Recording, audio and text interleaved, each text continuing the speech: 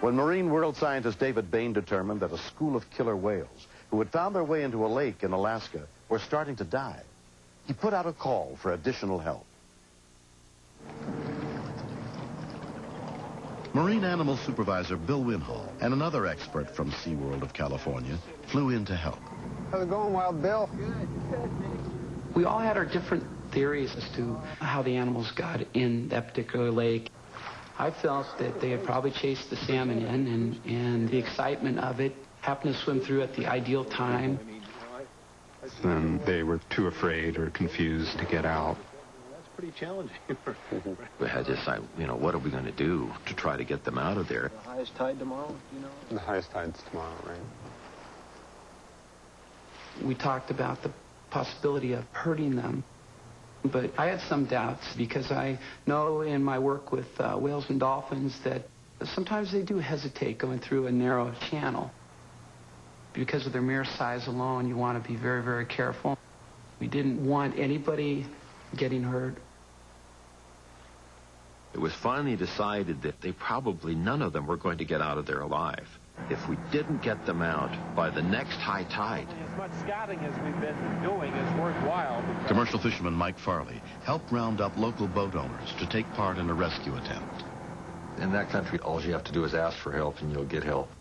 A number, you need a pipe and a hammer. If you don't have it, let us know. 9 years earlier, Marine World veterinarian Laurie Gage had participated when Humphrey the humpback whale was rescued from the Sacramento River. When David called, I was immediately thinking of the Okami pipes. And these are steel pipes that we hang down into the water. They're sealed at one end to make them hollow as you bang on them. Whales and dolphins don't care to hear that noise come towards them. They tend to move away from it. But as far as I know, it's never been tried with killer whales. Try not to get water in the pipes. Is it yours? No. Whose is it? Yours. You get that on my boat? There was a lot of smiles and maybe some doubt in some people's mind that this might work. Where's your position? They're one. I told David that we would need at least 10 boats. The idea was to ring the edge of the lake. I can see 1 through 5 are in position. Yeah, there's 9 and 10 in position. That's a good staging right there. If we get very much further apart than that, it starts being less effective. Okay, let's start banging.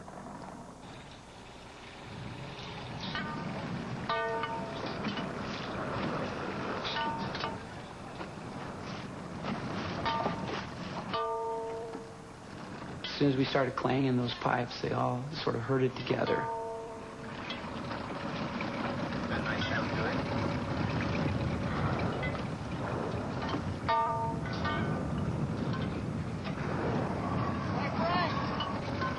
By having a big ring that started to collapse, they wouldn't have any choice except to move into the creek. Boat 6, you look like you're a bit out in front. Why don't you hold up there till 1 through 5 catch up with you? Well, actually slow down a little bit right now. Let everybody catch up and then get your distances again between each other. Bill, you need to move up toward Clifford. That's a Roger. I'm working on that. We brought them to where the lake kind of bottlenecks.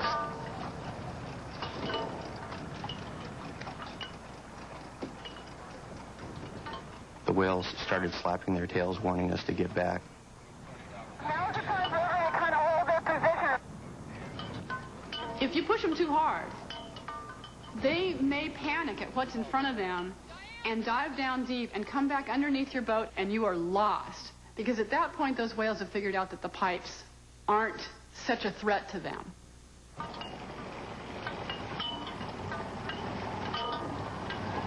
We sat there for I don't know how long. Got kind of tiring just banging on these pipes.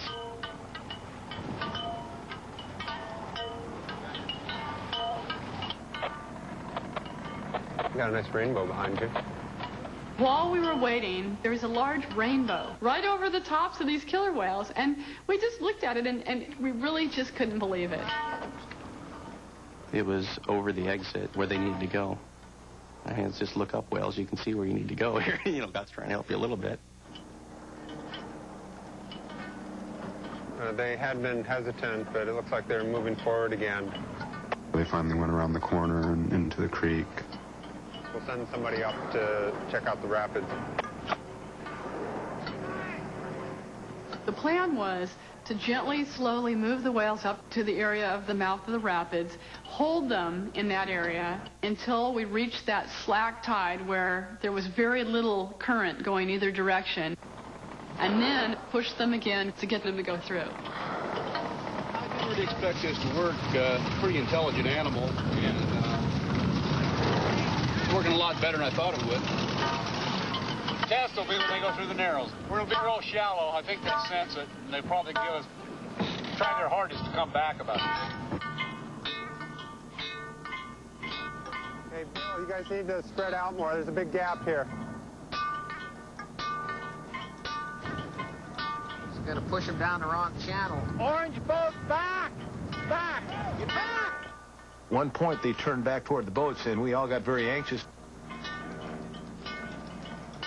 We didn't know where they were. We had our hearts in our throats at this point because we thought we maybe had lost the whole group.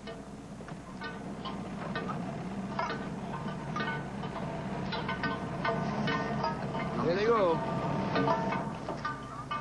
Forget them. We got them back again and then pushed. We're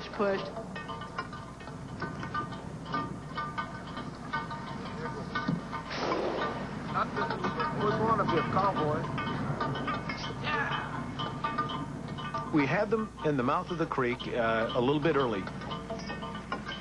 At that point, the kelp forest was very dense. They started to thrash around a bit, slap their tail some. They didn't want to go any farther. We just kept bringing our boats in.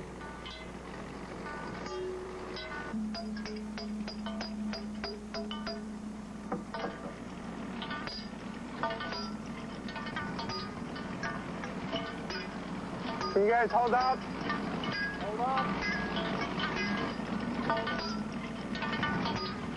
And the whales disappeared.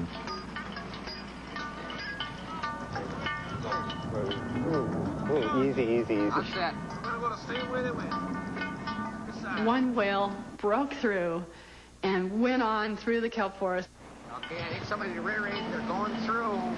Here we go. Hold. And then the other whales followed. It wasn't rapids at all. It wasn't dangerous. It was exactly perfect timing. David had figured out exactly when they needed to go through.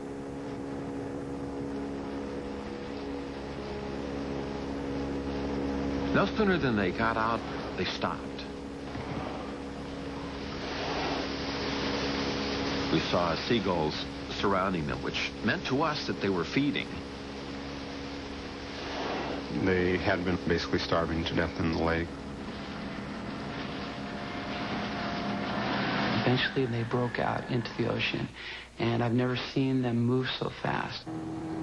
These guys took off, porpoised, swam very fast, swam deep. They're wasting time getting out of here.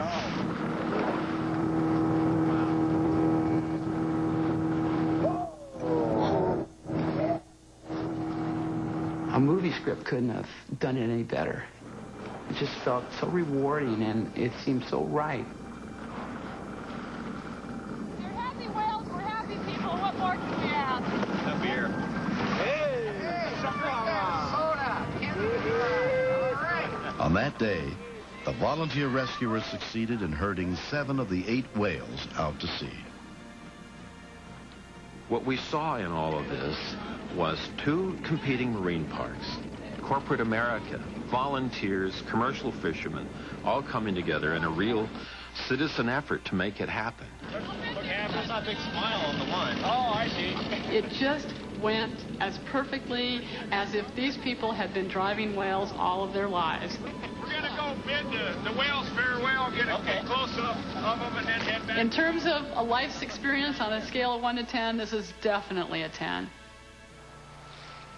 By the next day, the missing whale was found dead. When that juvenile male died, it just brought to light what a dire circumstance these whales were in. If we hadn't gotten those whales out within the next few days, more would have died. Humans have done a lot of nasty things to the natural world, and it's nice when you get a chance to try to make up for it. You know, I guess you can't save the whole world, but I feel like we've saved a little piece of it at least.